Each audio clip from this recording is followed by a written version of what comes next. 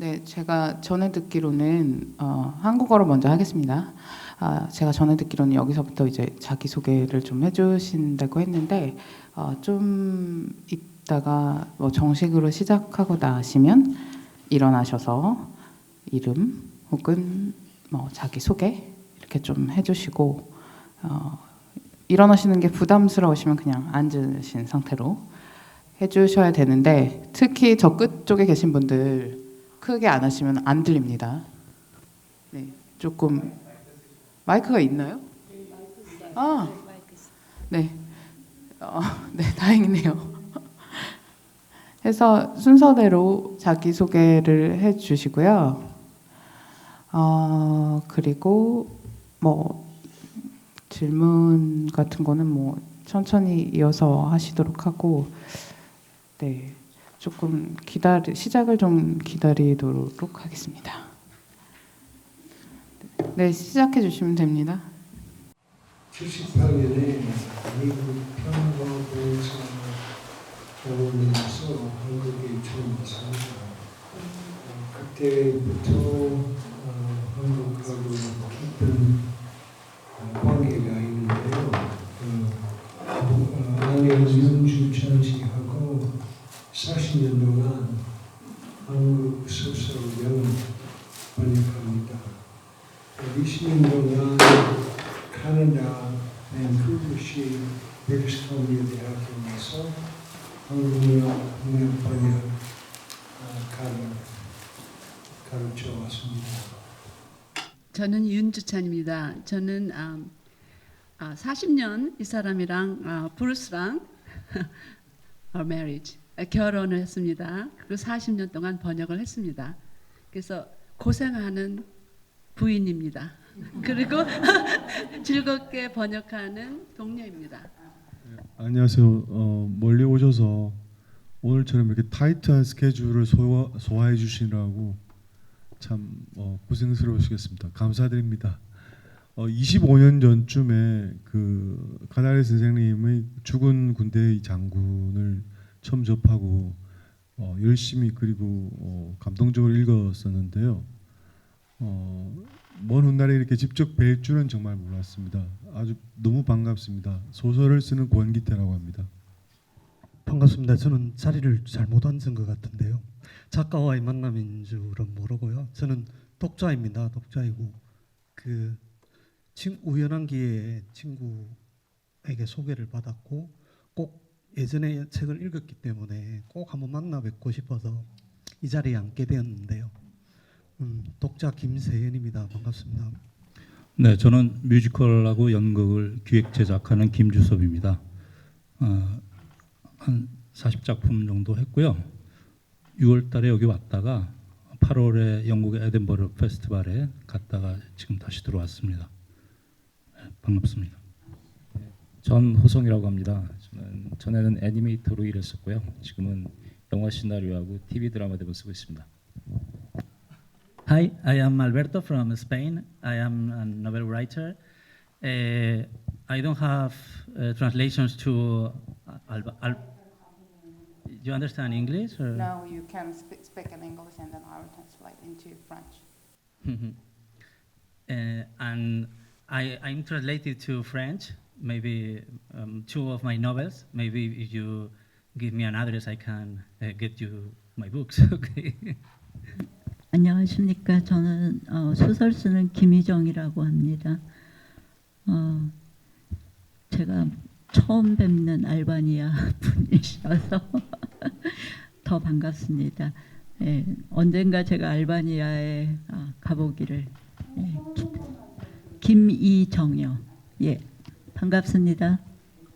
네, 예, 알바니아에서 멀리 오신 걸 먼저 환영드리고요. 저는 이경혜라고 하고요. 그림책, 동화, 청소년 소설 이렇게 어린 친구들을 위한 글을 쓰고 있습니다. 네. 안녕하세요. 저는 동화 쓰는 박효미입니다. 글을 쓰고 글을 쓰지 않을 때는 주로 탁구를 칩니다.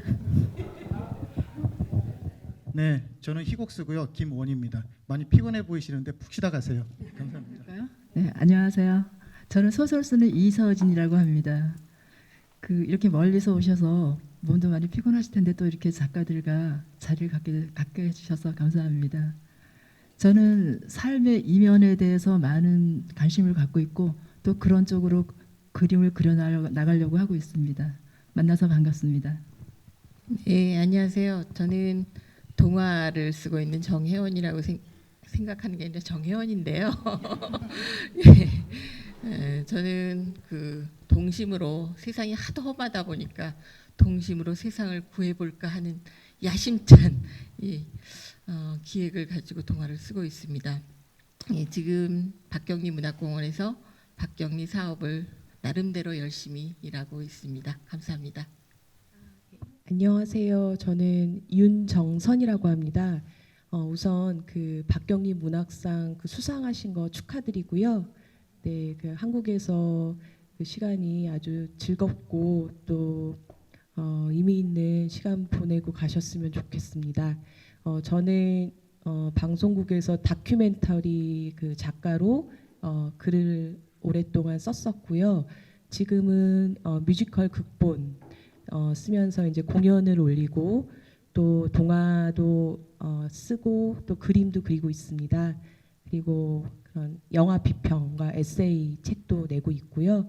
그래서 오늘 작가와의 대화 시간 참 기대됩니다. 네, 멀리 와주셔서 감사합니다. 네, 안녕하세요. 저는 시를 쓰고 있는 강문숙입니다. 근데 선생님 축하드리고요. 굉장히 잘생기셨어요. 네. 저는요 4권의 시집을 냈고 몇 편의 오페라 대본을 썼고요. 특히 독도에 관한 오페라 대본을 썼습니다. 그리고 가곡을 위한 시를 많이 쓰고 있습니다. 만나서 반갑습니다. 안녕하세요. 이렇게 만나뵙게 돼서 영광입니다. 저는 동화 쓰는 김정옥입니다. 선생님 건강 유지 잘 하셔서 좋은 작품으로 계속 만나뵀으면 좋겠습니다. 예, 안녕하세요. 저는 동화 쓰고 청소년 소설 쓰고 있는 고재현입니다. 예, 일단 너무 영광스러운 자리에 이렇게 함께해서 너무 기쁘고요. 예, 건강하시기 바라고요. 그다음에 저는 아직 철이 좀 덜 든 그런 어른이고 싶고요. 예, 그래서 앞으로도 선생님 작품 계속 뵐 수 있기를 바랍니다. 감사합니다. 안녕하세요. 저는 TV 드라마를 쓰고 있고요. 이지영이라고 합니다. 오늘 만나뵙게 돼서 정말 영광입니다. 태어나서 알바니아어를 처음 들은 뜻깊은 날로 기억이 되는데요. 알바니아 보니까 한국보다 더 엄혹한 독재 시절을 겪었는데 한국도 좀 그에 못지 않습니다. 현대사가. 저는 70년대 유신 시대라고 박정희 유신 시대 독재 정권의 희생된 대학생 이야기를 올해 상반기에 출간한 소설 쓰는 윤동수라고 합니다. 예, 저는 시를 쓰고 있는 고진합니다. 서재미 양력에 보니까 초기 같은데 시를 쓰신 거, 시집을 내신 그런 게 있더라고요. 근데 번역은 안 된 것 같은데 혹시 이 자리에서 선생님 시를 한 편, 짧은 시라도 한 편 들을 수 있으면 좋겠습니다. Je n'apprécie pas beaucoup la poésie que j'ai écrite. Non, parce que c'est normal. 자기가 쓴 시를 별로 안 좋아하신다고 하시네요. 너무 죄송하지만.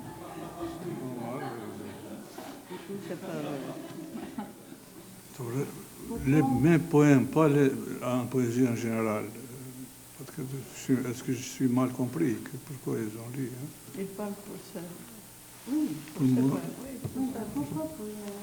Parce que, vous savez, dans les pays totalitaires, la littérature pour les enfants, parce que je vois que beaucoup de vous, la plupart sont écrits pour les enfants, elle est nécessaire, bien sûr, mais elle est très dangereuse pour la société, parce qu'elle donne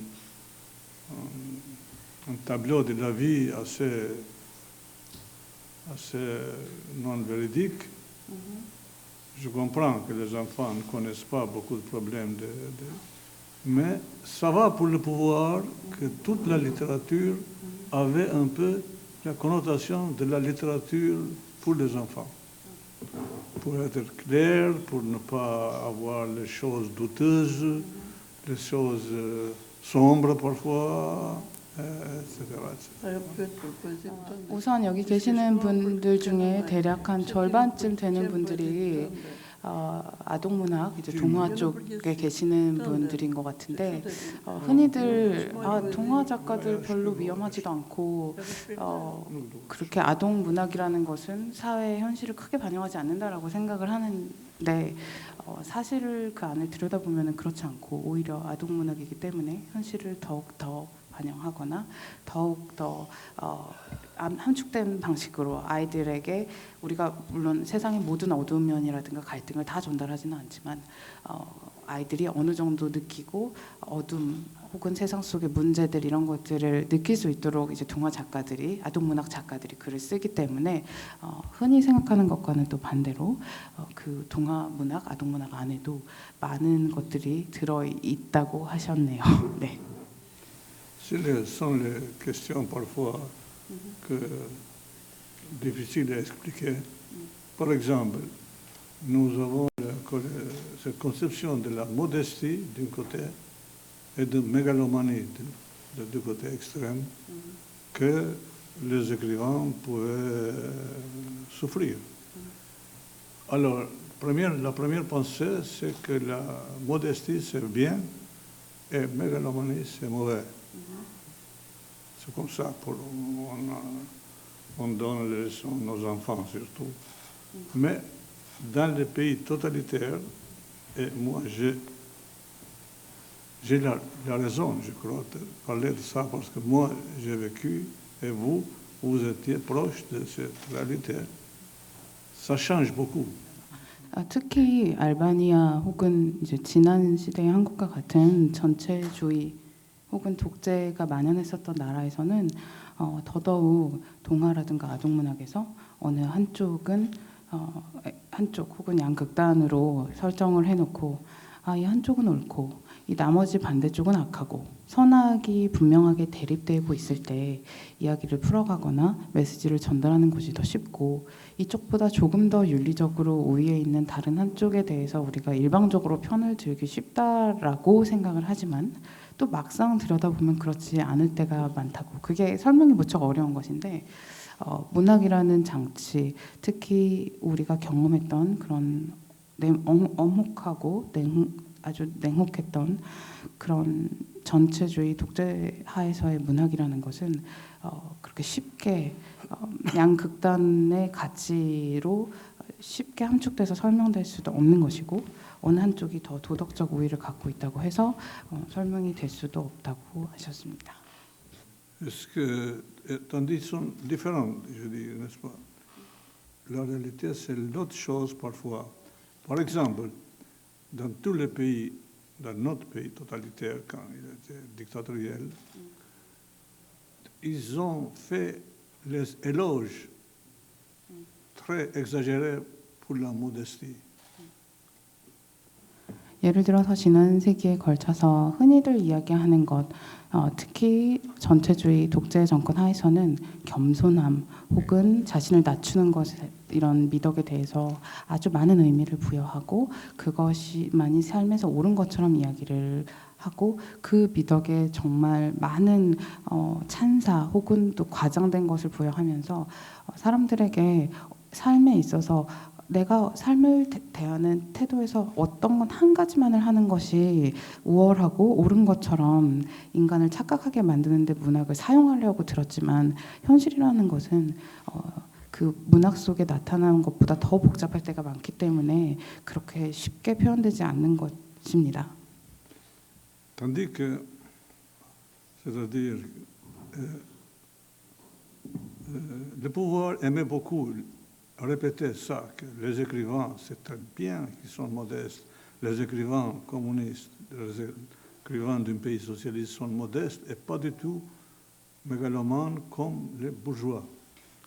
그래서 그 당시 독재자들은 이렇게 공산주의 정권 하에서 작가들은 정말 좀 겸손하고 또 삶에 있어서 화려하지 않게 검소하게 검약한 삶을 보여줘야 하고, 그런 어떤 겸손하고 자신을 낮추는 삶이야말로 모든 삶에서 가장 자랑할 만한 것이라고 이야기를 하면서 부르주아 자본주의에 이제 반대에 있으려고 했는데요.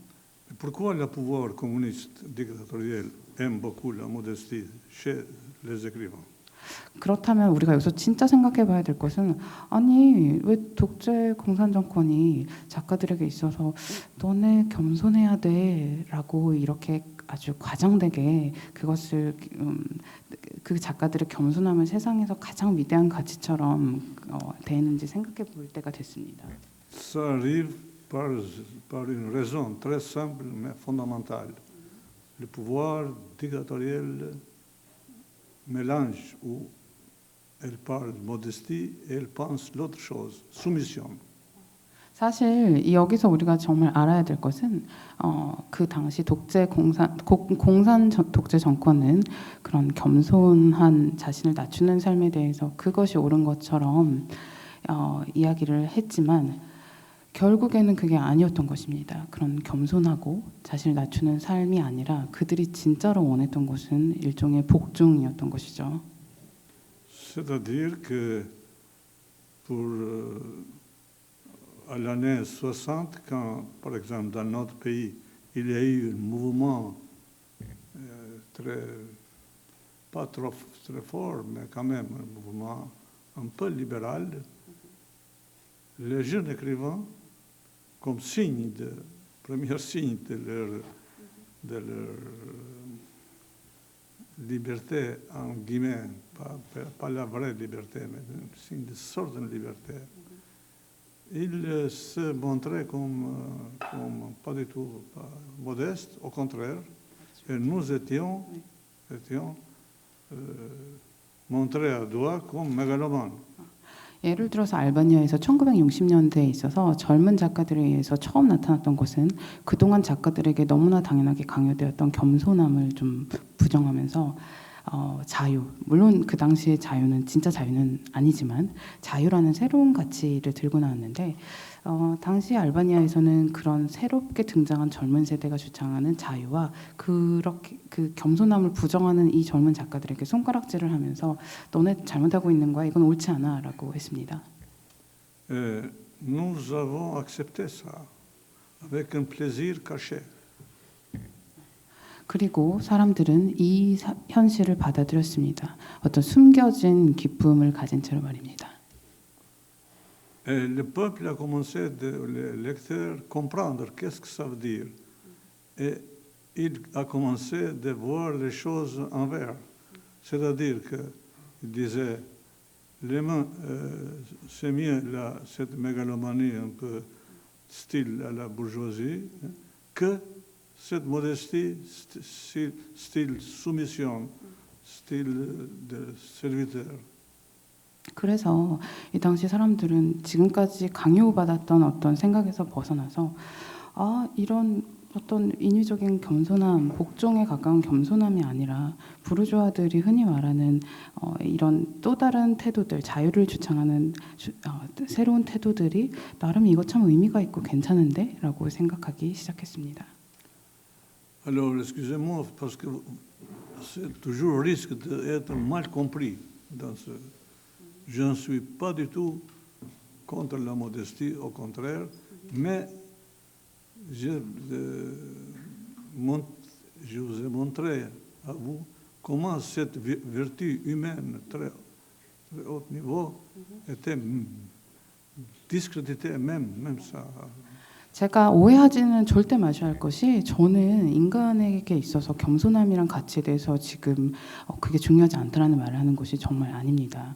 사실 겸손함이라는 가치는 인간이 가질 수 있는 가장 위대하고 또 높은 가치인데 이런 독재 정권, 전체주의 안에 어떤 그런 광기 아래에서는 인간이 가질 수 있는 가장 숭고하고 위대한 가치조차도 변형시키고 왜곡시켜서 그 너머에 다른 것들을 숨기고 다른 의도를 가지고 우리들을 그렇게 복종시키듯이 할 수 있기 때문에 저는 그 지점을 말하는 것입니다. C'est-à-dire, voilà, nous sommes ici entre les écrivains, nous pouvons parler des choses parfois délicates. 저는 여기서 저희들끼리 조금 이렇게 약간 민감할 수도 있는, 정치적으로 조금 예민할 수도 있는 문제에 대해서 이야기할 수 있다는 걸 압니다. Je vous promets que je serai ouvert avec vous. 그런데 저는 어떤 주제이든지 여러분과 이야기할 준비가 정말 되어 있고요. Pour parler des choses parfois obscures. 약간 어둡고 좀 묵직한 주제도 좋고. Et même désagréables. 그리고 좀 들었을 때 불편하고 이걸 우리가 굳이 이런 이야기까지 해야 되나 하는 주제들도 좋습니다. 금기라 여겨지는 것들도 좋습니다. 네, 안녕하세요. 저는 시집 6권을 냈고 내년 7권째 내는 시인이고 또 사진작가로 활동 중이고 이번 가을호의 종이 비석이라는 소설로 제가 추천 당선이 됐어요. 그래서 이 소설도 좀 열심히 써보려고 하는데 저는 사실은 우리 선생님 H 서류를 저는 봤어요. 10여 년 전에 H 서류를 읽고 노트 정리를 저는 이렇게 마음에 들면 노트 정리를 이렇게 해서 그 H 서류 써놓은 걸 갖다가 제가 오늘 아침에 막 며칠 전에 찾아놨는데 없어졌다가 그냥 맞긴 했는데 그냥 그 H 서류라는 그 소설이 좋아서 이렇게 노트 한 페이지는 제가 다 정리를 해놓은 그 경험으로 기쁜 마음으로 왔거든요. 그래서 만나 뵈서 반갑고 아무튼 그리고 개인적으로는 알바니아는 못 가봤지만 그 근처에 몬테네그로랑 세르비아 그다음에 그리스 어디지 그쪽은 다 다녀왔거든요. 예, 마케도니아랑 거기만 못 갔네요. 근데 거기 보스니아 내전에서 버려진 장소까지 갔다 왔거든요. 근데 거기서 인상 깊었던 것은 거기도 알바니아도 그런 게 있는지 모르지만은 보스니아 내전에서 사람이 죽으면 6개월 동안 죽은 부고장이나 이런 것들을 6개월 동안 그걸 떼지 않는다는 게 굉장히 인상이 깊었었거든요. 근데 그게 그 지역이 어떤 비슷한 문화인지 그거 한번 알고 싶고요. 저는 신현림입니다. 제 발음이 외국인들이 어려워해서. Tu peux répondre.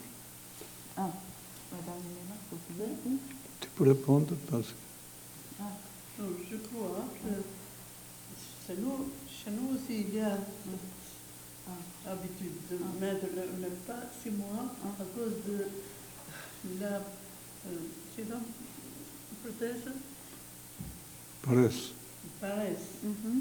Ou parce que d'autres viennent et il n'y a pas de place parce que ça se met dans les là où il y a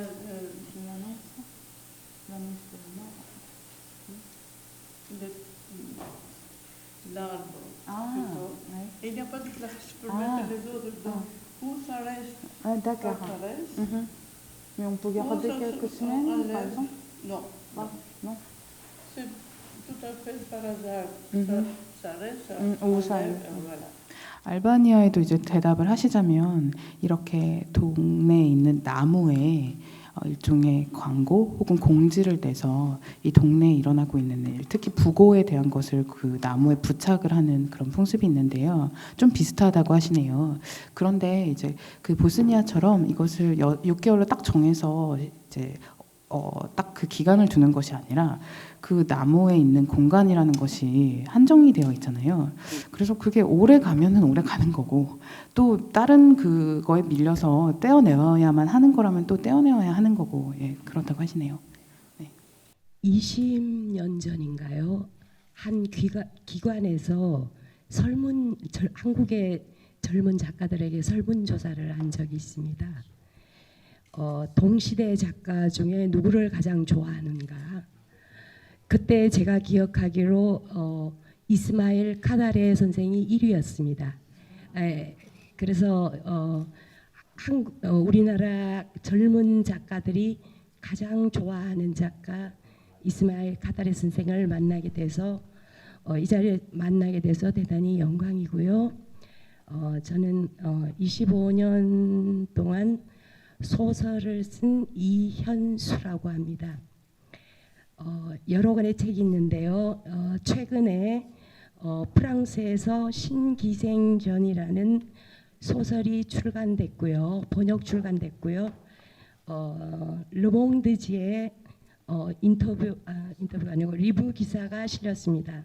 근데 유감스럽게도 종이 신문을 보지 못하고 출판사에서 전해준 이 스마트폰으로 기사를 봐야 했습니다. 그래서 그런 의미에서 더욱 선생님이 반갑습니다.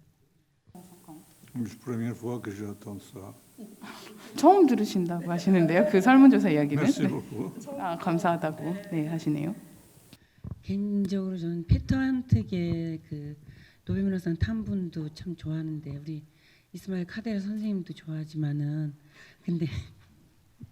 근데 그 제가 신문을 오늘 이렇게 검색을 해보니까 페터 한트계의 어떤 그 인종 인종 청소라는 그 보스니아 내전을 얘기하나 하여튼 그 독재자를 어떤 약간 지지까지는 아니지만은 했던 그 어떤 것이 페터 한트의 어떤 말들이 그 독재자를 지지한 것처럼 이렇게 그걸 자세한 내막을 모르는데 어떤 것이 마음에 안 들었는지 그 어떤 정확한 거를 좀 알고 싶어서 제가 근데 이거는 기자간담회에서 다 대답을 했던 거고 밀로세비치와 관련된 것인데요. 그냥 간단하게 말씀을 드리자면 제가 그 당시 같은 질문을 기자분들께서 하셨으니까 또 말씀을 드리자면 그 페터 한트케 밀로세비치에 대한 옹호는 사실 페터 한트케랑 만나서 밥도 먹고 인간적으로 교류도 있고 작가로서 동료로서 친하지만 그래도 문학이 넘어서는 안 될 선이 있는데 예를 들면 제노사이드, 인종 청소와 같은 인종 학살과 같은 것이고 그걸 저질렀던 사람을 이제 옹호하고 변호했던 것이 페터 한트케이기 때문에 그 노벨상 수상 이후 그에게 쏟아졌던 어떤 일반적인 비판에 대해서는 이제 동의한다는 입장이셨습니다. 제가 선생님 작품을 처음 읽고서 좀 뜻밖이었던 게 서구 작가에서 이렇게 현실 인식을 역사적 사건이라든지 정치적 격변을 이렇게 첨예하게 다룬다는 점에서 저한테는 좀 놀라웠는데요. 죽은 장군의 군대를 보면은 20대 때 그 작품을 쓰셨는데 그 대학을 졸업하시고 막심 고리키 연구소에서 문학 연구를 하시고 바로 이 작품 연보에 따르면 이 작품에 들어간 걸로 보이는데 그 당시 20대 때 이때면은 서구를 보면은 까미 작품이라든지 이런 작품이 나올 텐데 전혀 다르단 말이죠. 그래서 20대 때 어떤 생각을 가지고 죽은 장군의 군대를 쓰게 되셨는지 그게 굉장히 궁금합니다. 제가 왜 그러냐면은 보통 제가 생각하기에는 20대 때 어떤 세월을 거쳤는가가 그 한 작가한테 끼치는 영향이 저는 굉장히 크다고 생각해요. 특히 저희 같은 경우는 80년대 궁독제를 겪으면서 굉장히 그게 각인이 많이 돼 있거든요. 그런 점에서 선생님의 20대가 잉태한 죽은 장군의 군대가 굉장히 궁금합니다. 어떻게 나오게 됐는지. Oui, et je comprends très bien la question. J'étais vraiment très jeune et dans l'Institut Gorky, il y a eu, j'ai étudié dans la partie supérieure de l'Institut, c'est-à-dire que c'était le cours général de la littérature internationale. Et c'était à peu près, nous étions 2 fois plus que vous ici, dans ce cours. Et c'était dans les diverses nationalités. Et c'est très joli, très intéressant et très inquiétant aussi quand les écrivains de plusieurs nationalités discutent ensemble. 막심 고리키 연구소, 그러니까 모스크바에 있었던 그 장소에서 처음 이제 공부를 시작했을 때 저는 굉장히 젊은 20대 청년이었습니다. 그런데도 이제 제가 들어갔던 과정은 그 레벨이 상당히 높은 것이었고 좀 소수에게만 허락되는 것이었기 때문에 딱 그 전체 코스의 학생들이 여기에 계시는 여러분들의 정확히 2배 정도 되는 것에 불과했고 그 학생들의 어떤 국적 구성을 본다면 가능한 한 아주 다양한 그 국적으로 되어 있었기 때문에 굉장히 재미있고 또한 어떤 문학으로만 가능한 조합이었기 때문에 아름답고 신기한 것이었지만 한편으로는 좀 걱정스러운 것이기도 했습니다. 왜냐하면 모여있는 다양한 국적의 작가들이란 좀 위험한 존재들이기 때문이죠. Alors, est-ce que c'est clair ce Oui, que je dis? c'est clair. Ah, bon. C'est-à-dire, mais les écrivains, ils aimaient parler, bien sûr, ceux qui écoutaient dans les lections, mais ils aimaient toujours être contre cela que pro. 정말 저희 작가들은 물론 수업을 듣고 배우는 것도 좋아했지만 그에 대해서 좀 반대되는 그 반하는 생각을 가지는 것도 정말 좋아했었습니다. C'était presque un signe de la vertu et d'honneur de ne pas être d'accord avec quelques professeurs. 그 당시에 저희를 가르치던 그 교수들에게 100% 언제나 다 동의하지 않는다는 것은 사실 일종의 특권이라든가 굉장히 특별한 경험이었는데요. Parce que l'atmosphère générale, c'est convenable pour cela, à cause des crimes de Staline qui viennent d'être démasqués. 그 당시 이제 분위기라는 것이 스탈린이 저지른 어떤 아주 엄청난 그런 탄압 때문에 그렇게 자신의 의견을 드러낸다라는 것이 사회적으로 보았을 때 좀 수용이 안 되는 분위기였기 때문입니다. Les écrivains, par exemple, maintenant, ils ont construit plutôt la culte de la littérature que le fameux culte du parti. 지금 요즘의 작가들을 보면 이 작가들이 하는 일이라는 것은 결국에 어떤 문화의 일부를 구성해 나가시는 것인데요. 당시의 작가들은 문화의 일부를 구성하는 것이 아니라 어떤 당의 이익의 일부를 구성해 나가는 일을 했습니다. Les discours entre nous, il était très très délicat. 그래서 저희들끼리 그 당시 학생들끼리 나누는 대화라는 것은 사실 굉장히 민감한 구석들이 있었죠. Quand, par exemple, je vous dirais rencontrer un exemple, quand nous avons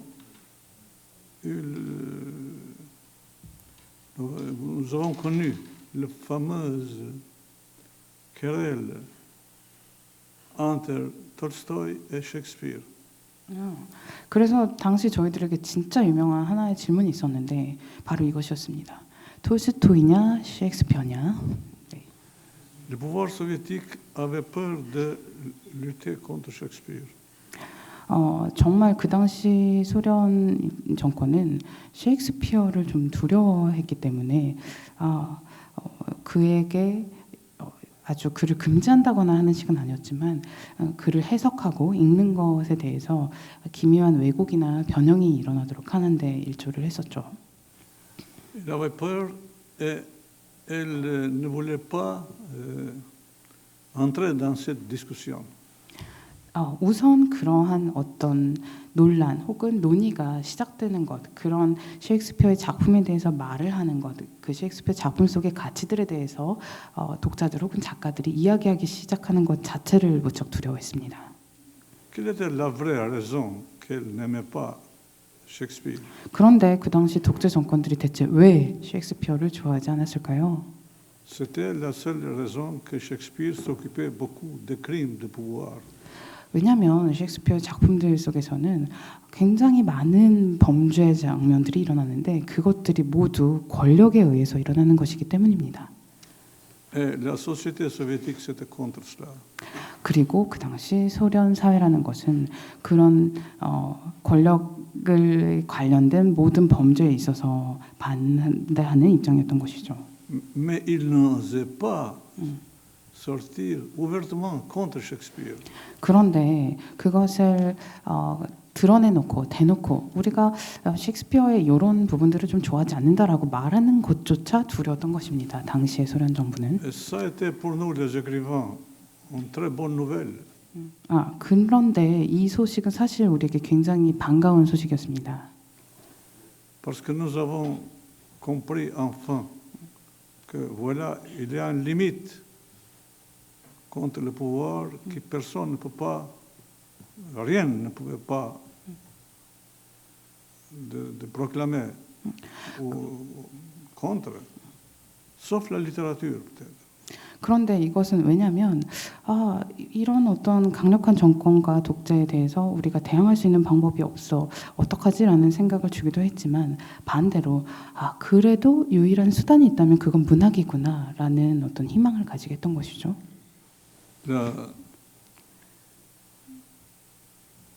Cette tension dans la littérature, c'est-à-dire avec Shakespeare ou contre Shakespeare, ça se passait plutôt d'une façon subtile. Un peu subtile. Pardon? Ah non, continue. Subtile, pas seulement subtile, mais un peu pas très direct, bien, pas très sincère, caché plutôt. d'accord. Et le pouvoir, mais ça a été dramatique. La lutte contre Shakespeareisme dans tous les pays communistes était cachée. Et personne ne parlait pas. Et même maintenant, ils ne parlent pas encore.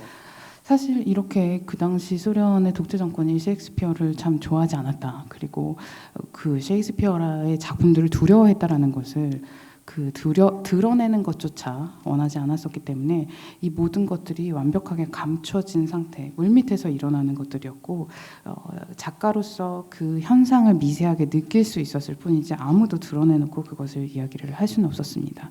그래서 아주 중요한 것이 있었죠.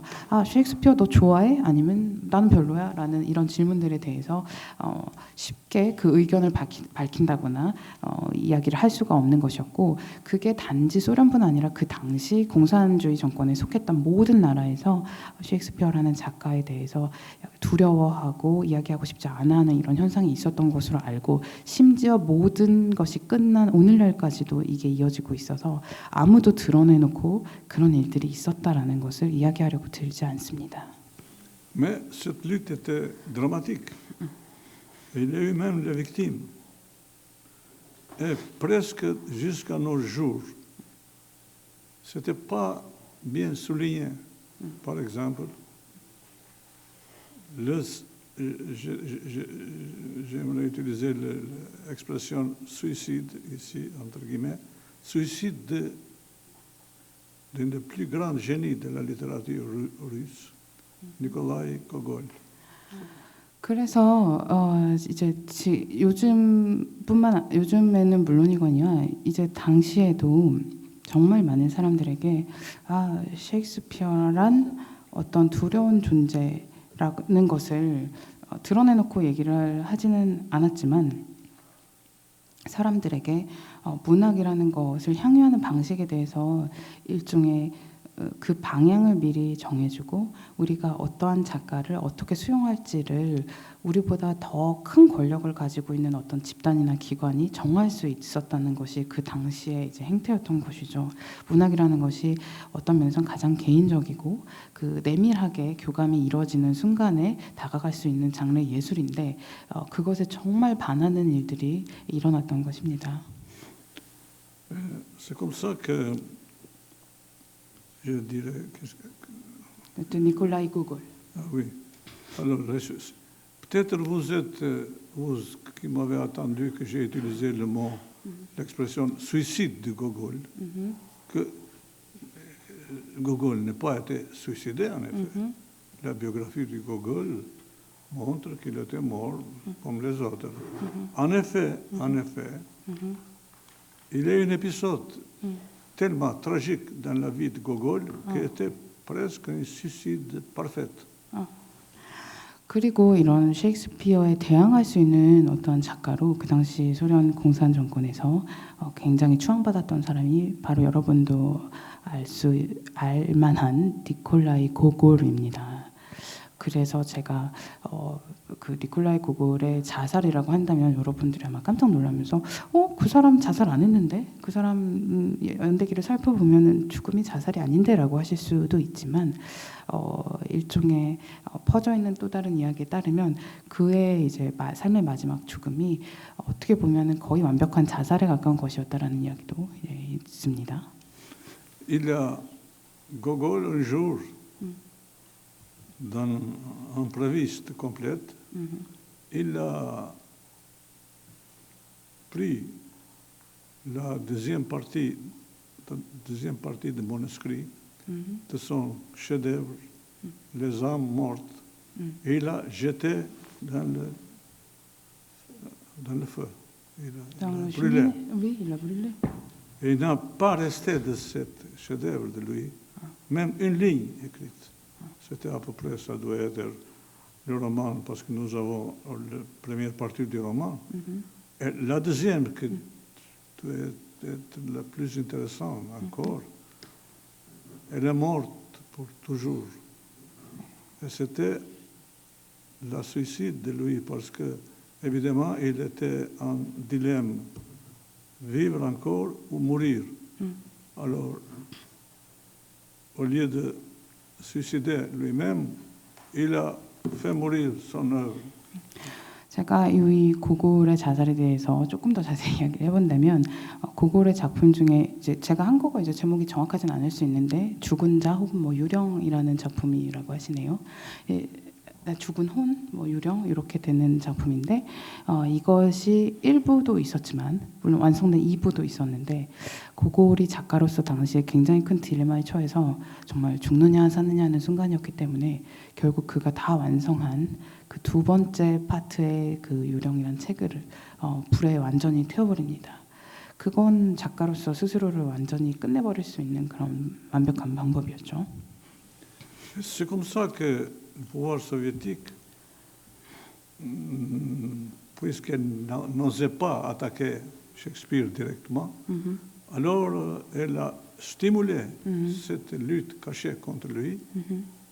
Elle ne voulait pas que dans la littérature soviétique, cette épidémie de Shakespeare se propage, mais c'était très difficile pour le pouvoir. Plus difficile que fusiller les gens, c'était plus facile pour eux de mettre en prison. Et c'est comme ça qu'ils ont utilisé une grande autorité littéraire de Léon Tolstoï, qu'il était vivant dans ce moment, et qu'il attaquait pas Gogol, mais Shakespeare. 예를 들어서 이야기를 조금 더 해보자면 사실 당시 소련 공산주의에 있어서는 한 사람을 감옥에 쳐넣거나 총살을 한다거나 그 사람의 인생을 끝내버리는 것보다 더 힘든 것이 있다라면 사람들에게 문학 작품을 좀 못 읽게 하는 것이었다라고 생각하시면 됩니다. 왜냐하면 사실 그 문학 작품을 읽고 안 읽고 그것을 좋아하고 안 좋아하고 이 작가에 대해서 애정을 가지고 안 가지고까지 컨트롤을 한다라는 것은 굉장히 어렵고 정말 그 통제하기에는 좀 어려운 지점이기 때문인데요. 그렇지만 당시에 이렇게 소련 독재 정권이 셰익스피어라는 대작가, 인류의 대문호에 있어서 대문호에 대해서 알 수 없는 아주 교묘하고 숨겨진 방식으로 그의 작품이 퍼지는 것을 두려워했다라는 것은 당시의 어떤 톨스토이를 보아도 명백하게 드러나고 고골을 보아도 드러나는 것입니다. 그들은 셰익스피어라는 존재를 조금 감추기 위해서 고골이라는 작가의 존재를 아주 증폭시키고 크게 만들고 그를 아주 위대한 것처럼 포장하기 위해서 애를 썼던 것이고 심지어 이건 뭐 잘 알려지지 않은 것이지만 톨스토이의 인생의 마지막에 보면 그가 썼던 어떤 글이라든가 내용들을 보면 셰익스피어에 대해서 좀 부정적으로 코멘트를 한다거나 이야기를 하는 지점들이 있습니다. 그 당시 그런 작가들을 내세워서 자신들이 가지고 있는 작가를 내세워서 이미 전 세계에 존재했고 전 세계의 사랑을 받았던 셰익스피어라는 존재를 깎아내리고 그의 어떤 영향력을 지우려고 노력했다라는 것을 우리는 알 수 있는 것이죠. 그렇기 때문에 문학이라는 것은 어떤 면에서 독재 정권이 마주하고 있는 가장 어려운 상대이기도 한 것입니다. Mais même maintenant, on ne dit pas d'une façon ouverte la grande raison, la vraie raison pourquoi Gogol était suicidé, c'est-à-dire soi-disant suicidé. Parce qu'ils ont peur de Shakespeare, tous les pouvoirs, soit-il communiste, soit-il n'importe quelle couleur politique. 그래서 우리가 알 수 있는 것은 사실 모든 권력이 셰익스피어라는 작가를 좀 두려워했다라고 보시면 되는 것이고, 이런 권력이 문학에 있어서 문학의 수용에까지 개입하려고 했던 시도가 고골로 하여금 그의 걸작이라 불리는 작품의 두 번째 파트를 완전히 태워버리게 만든 것이기도 한 것이죠. Alors ils ont trouvé une moyenne assez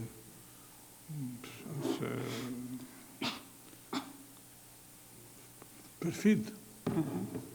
Ils ont utilisé une erreur de Léon Tolstoï. 그리고 그 당시 소련 정권이 이제 결심했던 것은 톨스토이가 저지른 어떠한 실수를 아주 좀 잘 활용하는 것이었습니다. Nous sommes ici parmi les écrivains et nous pouvons parler ouvertement pour les choses. 여기는 이제 작가들끼리 있는 거니까 저희들끼리는 좀 터놓고 정말 좀 자유롭게 이야기를 할 수 있겠죠. Malgré l'adoration que j'ai pour Tolstoï, partout dans le monde, j'apprécie comme un grand génie d'humanité. 정말 톨스토이 뭐 싫어하시는 분들 없으실 것이고 그는 정말 위대한 대문호이고 저도 스스로 이 톨스토이라는 작가를 정말로 이제 사랑하고 그를 참 높게 평가하는 것은 맞습니다만 Bref, malgré ça, 그럼에도 불구하고 je dis de façon sincère que Léon Tolstoï, ce génie incomparable de la littérature, a fait une erreur fatale. 그런데 이렇게 제가 이 진정하고 위대한 문학의 천재인 톨스토이를 아주 좋아하는 것에도 불구하고 제가 정말 이야기해야 할 것은 톨스토이가 아주 결정적인 진짜 실수를 저질렀다는 것이죠. Cette erreur sera une tache sombre dans sa biographie pendant les millénaires. 아마도 수천 년 동안 이런 이 실수가 그에게는 커다란 오점으로 남아서 사라지지 않을 것만 같습니다. Il attaquait Shakespeare d'une façon injuste. 정말 그는 부당한 방식으로 셰익스피어를 공격했고 Tolstoï attaquait Shakespeare pour attaquer Gogol. 그리고 그 셰익스피어를 공격한 것으로 다시 또 고골을 공격했던 것이죠.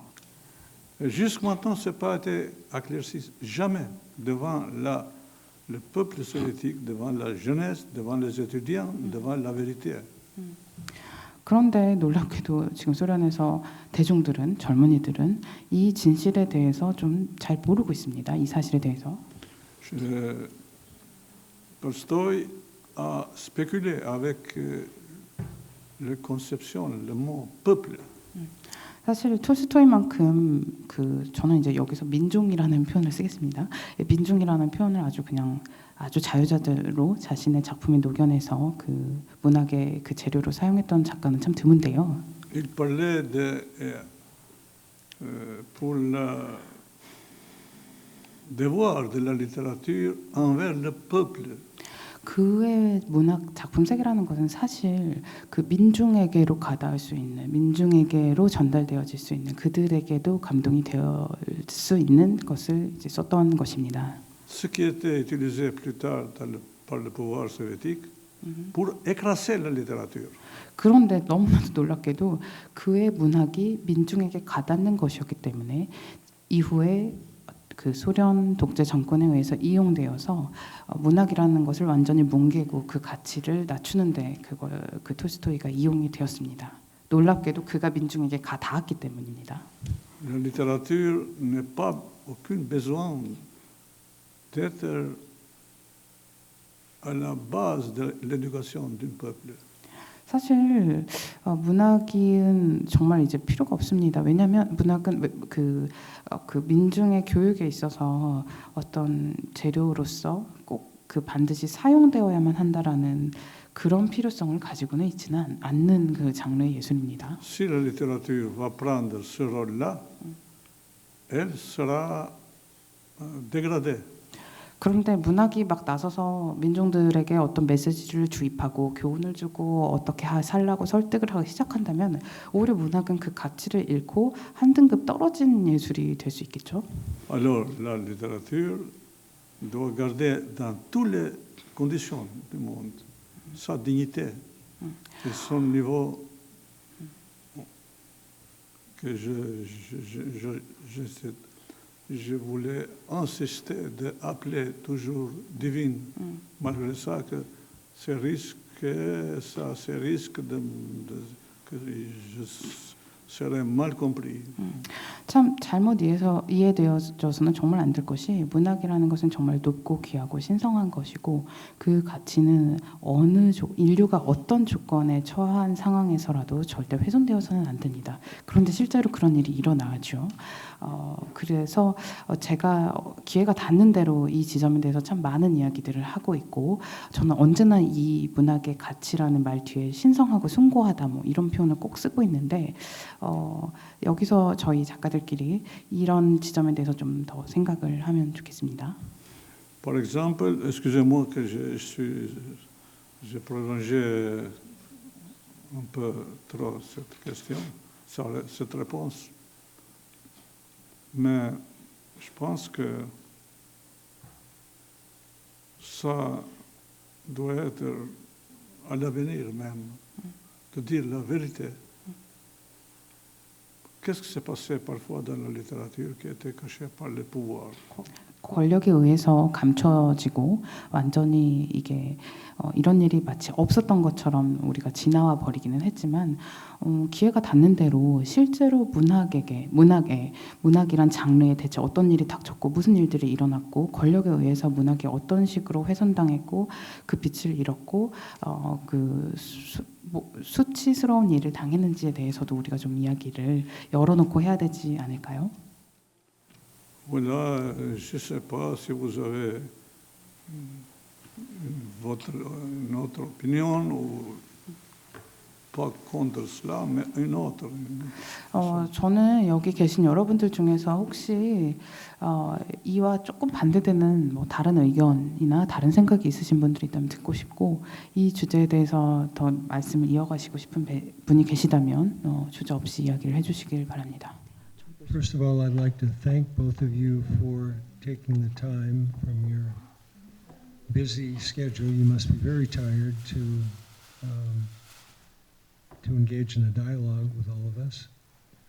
As a translator, I am curious as to the translations of your books.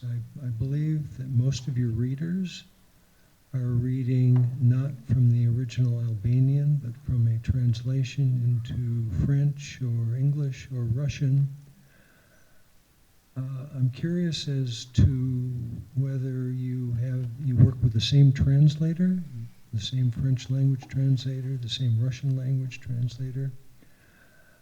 I'm also guessing that I'm wondering what you think of the translation process. Is it primarily a commercial? Do you think it's a commercial activity? Do you think it's a creative activity?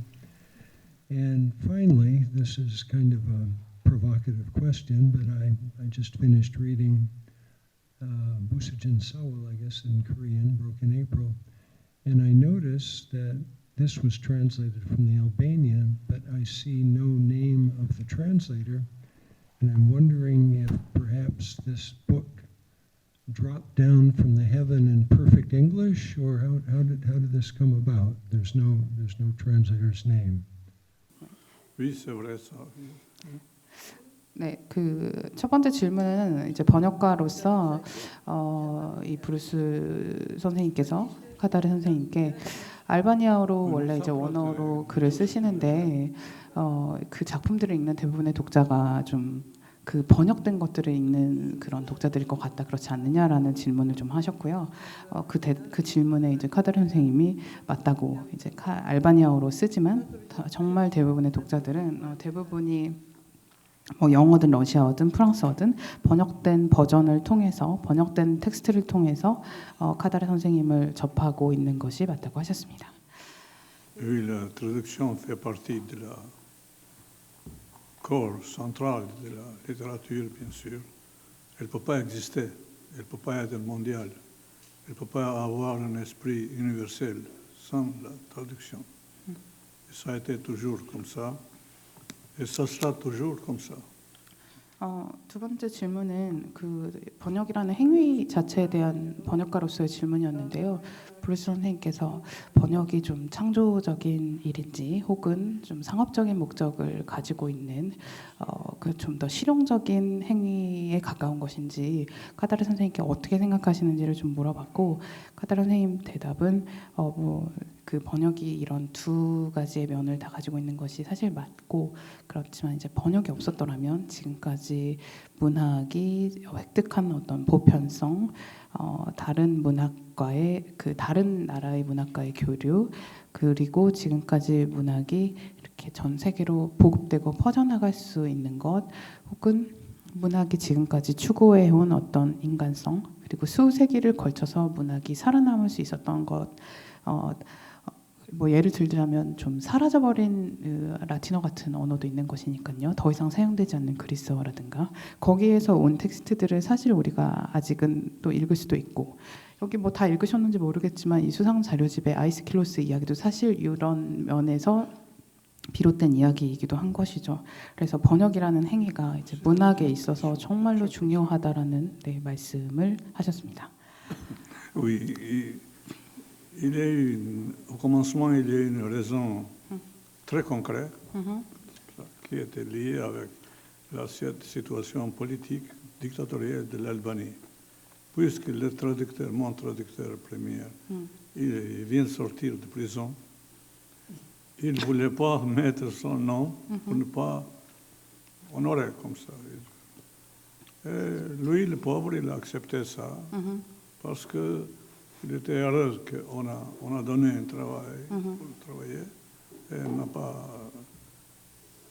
n'a pas demandé rien d'autre.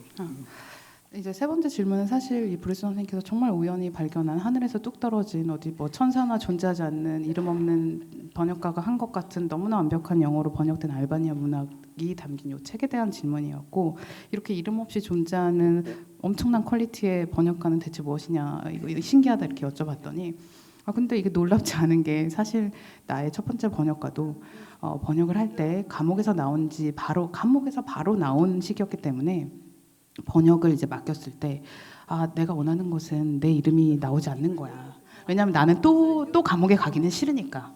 그렇죠? 그러니까 나는 이제 막 감옥에서 나왔는데, 그리고 나에게 이 번역 일감을 준 것만으로도 너무 기쁘고 행복한데 여기다가 내 이름까지 또 넣어가지고 내에게 또 감옥에 갈 수 있는 일을 만들고 싶지 않았던 것이 카다레 선생님과 함께했던 번역가의 사례인 것이죠.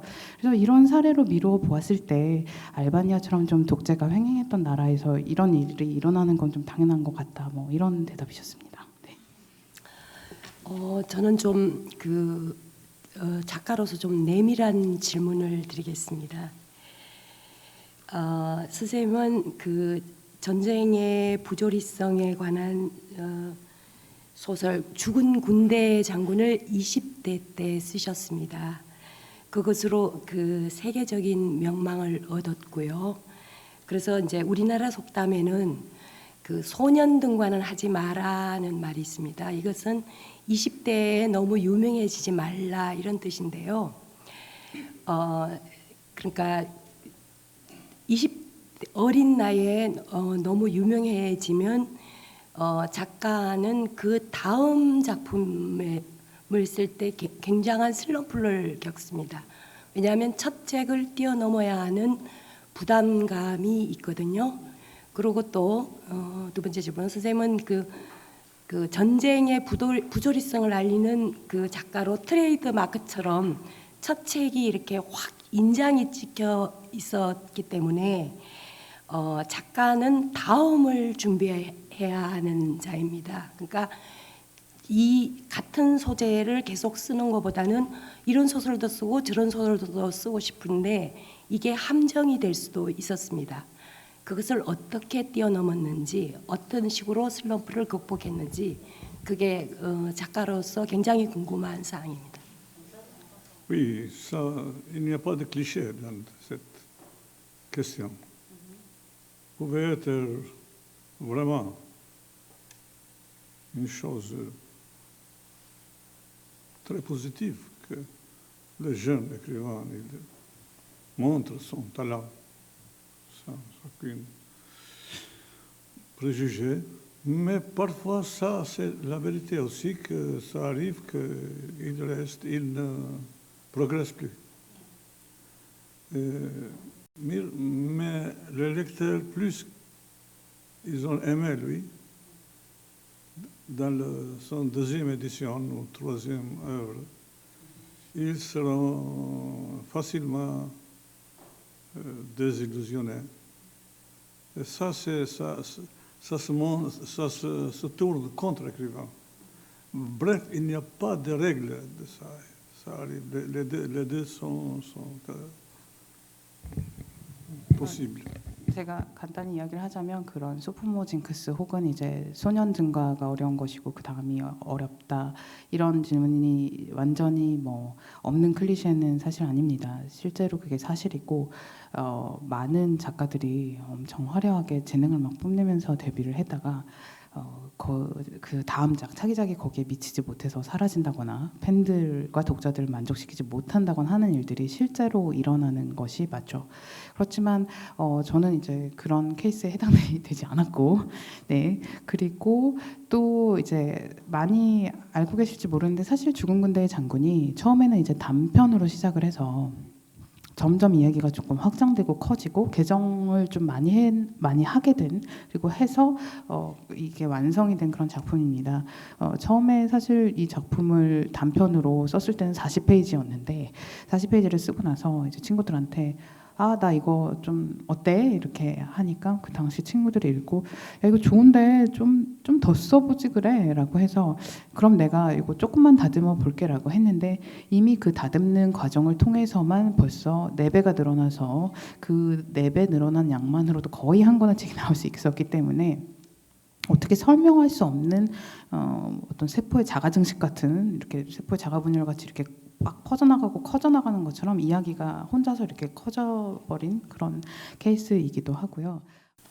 Secret, écoutez, il y a tant de secrets que l'écrivain lui-même parfois ne sait pas, ne connaît pas. 근데 그런 비결이나 어떤 우리가 말할 수 없는 우리가 알지 못하는 것이 어떤 나만이 가지고 있는 어떤 그런 그게 있다라고도 참 생각들을 많이 하시는데요. 사실은 작가들도 알지 못하는 비밀이 세상에는 정말 많습니다. 네. Heureusement que il y a les diverses variations complètement différentes d'un écrivain à l'autre. Il n'y a pas de règle. 사실 이제 규칙이라는 것은 없고 개별적으로 모든 작가들이 좀 다르게 존재하면서 너무나도 다양한 사례가 있기 때문에 그 어느 하나를 들어서 이렇게 하면은 전작을 딱 끝내고 너무 이제 다음으로 잘 넘어가서 또 그 다음에 창작으로 잘 넘어갈 수 있다 이런 방법론이라는 것은 사실 없다고 할 수 있습니다. 왜냐하면 모든 작가는 다 개별적이고 다르고 너무나 다양한 존재이기 때문입니다. 그 한국에 오셨으니까 한국적인 질문을 드릴 수밖에 없습니다. 죽은 군대 장군에 관한 건데요. 사실상 이 장군이 외국인이라는 거에 저는 좀 인식을 집중을 했습니다.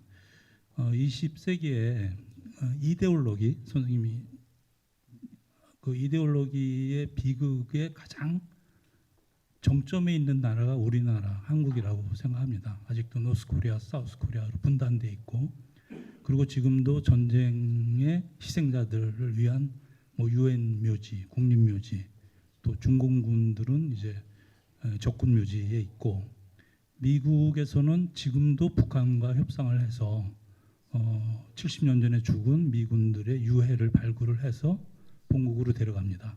그러면 뭐 비행기에서 내릴 때부터 뭐 성조기로 싸가지고 대통령까지 나와서 세레모니를 하죠. 그런데 그 점과 이제 다른 선생님 작품 속에서 이 외국인 장군은 굉장히 회의하고 고뇌하고 양심적으로 고통을 느끼거든요. 그런 점, 그 지점이 이제 선생님이 일종의 어떤 휴머니스트다라는 쪽으로 저는 이해를 했는데 국가라는 것과 개인이라는 것은 항상 작가이든 누구든 양심을 가지고 인간적인 그 휴머니스트가 됐을 때 어떤 형태로든 어떤 불화가 있을 수밖에 없는가.